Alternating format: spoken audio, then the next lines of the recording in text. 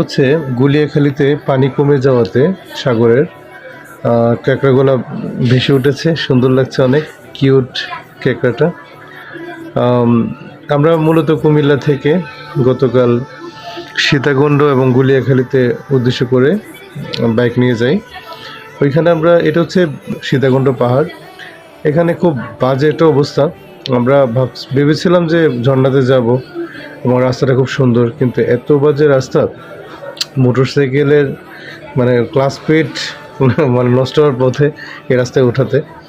বর্তমানে একটা জিনিস জানিয়ে রাখতে চাই, আপনারা যারা সীতাকুণ্ড যাবেন তারা অবশ্যই এখন না গেলে বেটার, কারণ হচ্ছে কষ্ট করে যাবেন, না পাবেন ঝর্ণা, না পাবেন রাস্তা।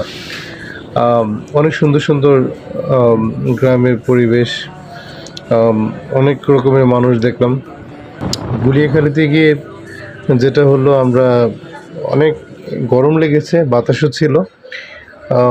রাস্তাটা একটু আঁকা বাঁকা, পানি কমে যাওয়াতে ট্রলারগুলো অফ এখানে।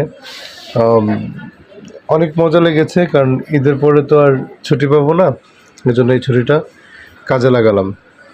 বাইক ট্যুরে আসলে মজা, সাবধানে থাকতে হয়, কারণ হচ্ছে বাইকে যারা বসে তারা এটা ভেবে বসতে হয় যে আমিই ভালো আর সব পাগল। সবাই দোয়া করবেন। আসসালামু আলাইকুম।